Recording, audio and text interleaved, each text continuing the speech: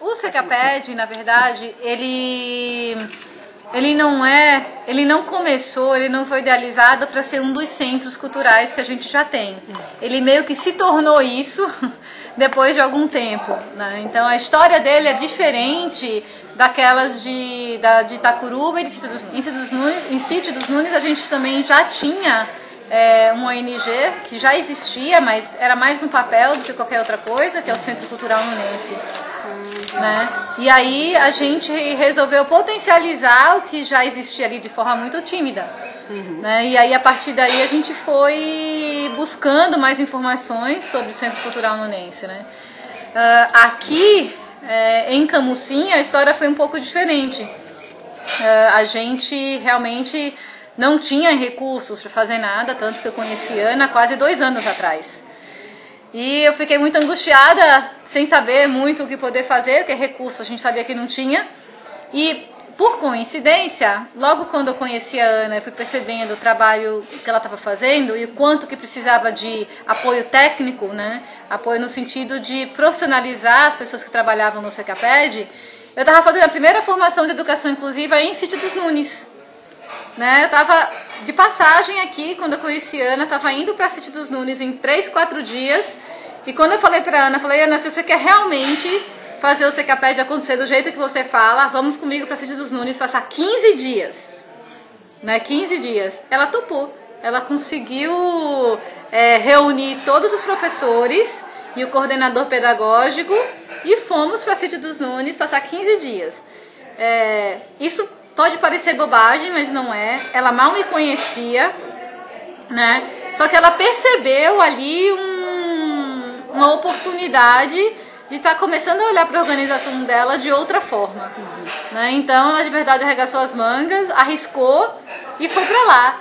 E ela fala até hoje que o Secaped que ela via antes de até Sítio dos Nunes fazer o curso era de um jeito e quando ela voltou era outro. Né? Porque ela tinha uma visão muito assistencialista do que deveria ser o Secaped e quando ela retornou ela viu que o Secaped poderia ser muito mais. Né? Então isso foi realmente um divisor de águas, tanto para a gente quanto também para o Secaped.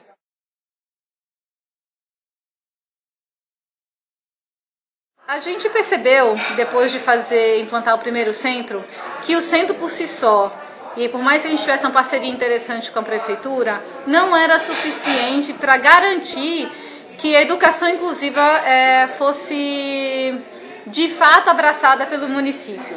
Porque como a gente viu hoje, é lei, mas fica nesse mas. Né? Então a gente resolveu mudar o foco do que a gente fazia. Né? Mas a essência do projeto não mudou. Então quando a gente foi para Itacuruba, a gente focou nosso trabalho na elaboração de um plano de educação inclusiva do município, seguindo a legislação e fazendo isso junto com a Secretaria de Educação e com a comunidade. Então o projeto dura cerca de 1 ano para se completar, porque de nada adianta a gente fazer um plano se as pessoas não conhecem a legislação, não sabem o que quer dizer educação inclusiva. Então a gente faz um curso longo com todo mundo, com os professores, com a comunidade, oficinas de sensibilização, para quando as pessoas forem tomar algumas decisões, elas estarem bem fundamentadas. Né? Aí a gente sabe que isso é complicado e não é da noite para o dia, então por isso que demora mesmo. Então a gente faz esse processo todo e o produto final do projeto não é só o centro cultural bonito, com os livros nas estantes e tudo mais. É o plano de educação inclusiva. Né? Então, em Itacuruba a gente conseguiu, inclusive já passou na Câmara, pela Câmara de Vereadores, é lei já no município, só que ainda tem muitas dificuldades para se implantar. Né? Então, algumas coisas já aconteceram, já não existem mais salas especiais no município de Itacuruba, todas as crianças já estão na escola regular, mas ainda existem algumas dificuldades que a gente está tentando organizar. Aqui em Camusim, o processo foi um pouco diferente, porque já começou diferente. Né? Aqui a gente, infelizmente, tem 0 de abertura com o poder público. Quando eu digo 0, é 0 de verdade. Tá? Então, a gente não chega nem na porta da prefeitura, a gente não consegue. Né? Então, a gente não quis deixar de trazer esse benefício para o município por causa por causa disso. Então a gente está fazendo por etapas. Então primeiro a gente inaugurou e agora a gente acredita que com esse espaço aí pronto e com as crianças chegando para serem atendidas vai ter uma visibilidade muito maior. E eu acho que vai ter agora mais chances do prefeito quase que ser obrigado a abrir as portas. Né? Então o trabalho está sendo um pouco acontecendo de uma ordem diferente, mas isso não desqualifica o que a gente está pretendendo fazer. Eu prefiro fazer do jeito que a gente fez em Itacuruba. Eu acho que acontece de uma forma que faz mais sentido. Mas Secaped teve que acontecer dessa forma e a gente adaptou.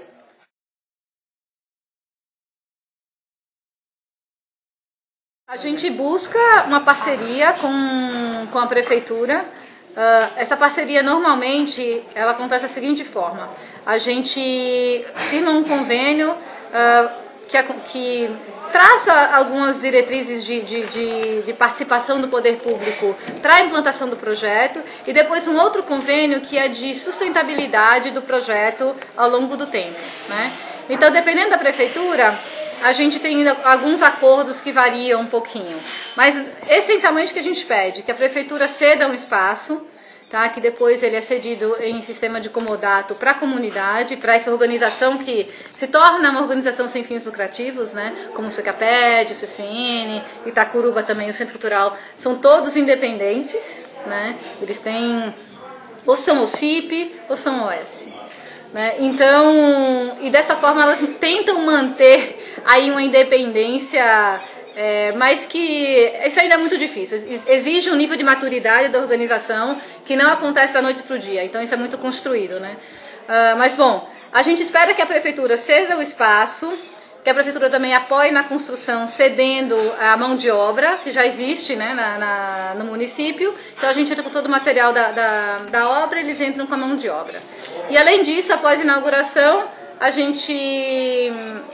a prefeitura ele remunera todos os funcionários, né, de forma por tempo indeterminado.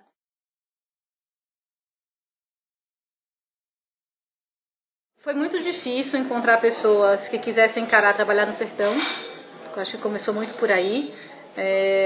E que quisessem olhar para esse projeto de uma forma bastante orgânica.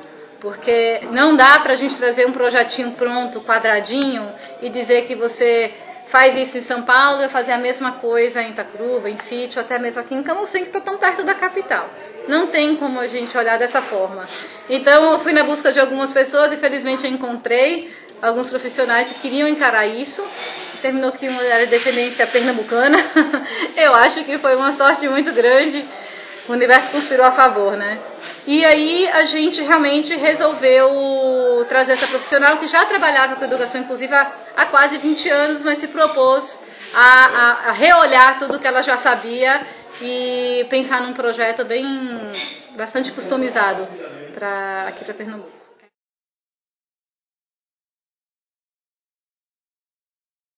A gente segue alguns critérios, né? O ICE é parceiro do IQE, não sei se vocês conhecem, o IQE. Então, uma das primeiras coisas que eu faço quando a gente tem recurso para implantar um novo centro é ligar para o IQE. E como eles estão fortemente aqui em Pernambuco, eu pergunto, bom, quais são os municípios onde vocês estão atuando agora, que vocês acham que mais estão demandando um centro como esses, que a gente tem abertura também, junto à prefeitura. E nada adianta ter um município que tem uma demanda grande, mas que a prefeitura, como a gente viu aqui em Camusim, não está aberto para receber esse centro. Não adianta, a gente não consegue trabalhar, né? Porque a gente tem que entrar na Secretaria de Educação, né? Então a gente precisa disso.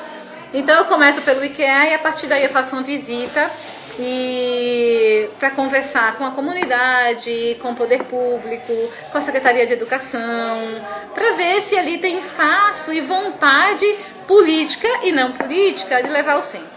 A gente analisa alguns outros dados também, dados mais específicos da educação, questão de evasão escolar, número de crianças com deficiência matriculadas, coisas desse tipo.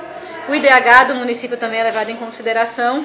E a partir daí a gente toma algumas decisões quanto à seleção do município.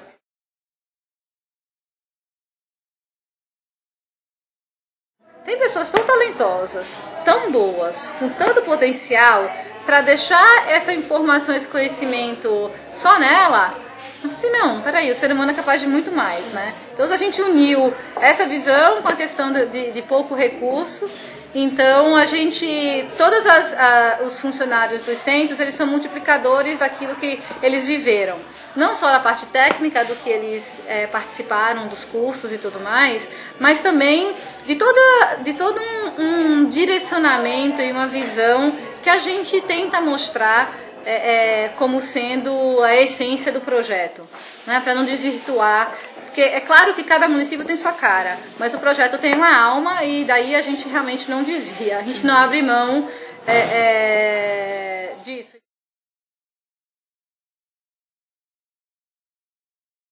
Aconteceu de duas formas, na verdade. Eu já trabalhava com implantação de bibliotecas comunitárias e eu vivi a implantação de algumas bibliotecas em centros culturais que já trabalhavam com outras atividades artísticas também e culturais. E eu pensei que fazia muito sentido estar junto, mas sem ter muito cuidado do como estar junto, né? Para não tornar a biblioteca um espaço onde se faz teatro, onde se faz dança. Mas que ao mesmo tempo era muito possível isso, porque aí essa aproximação fica mais fácil, né? Mas eu acho que para repensar o que eram essas bibliotecas que eu conhecia, foi mesmo com o nascimento da Samantha, né? Que eu não sabia nada do que era inclusão, não tinha noção do que era isso, para mim isso não existia na minha vida.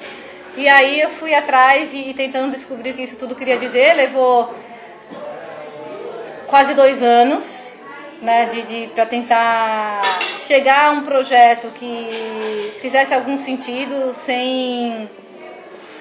e que tivesse alguma fundamentação, né, porque era tudo muito novo.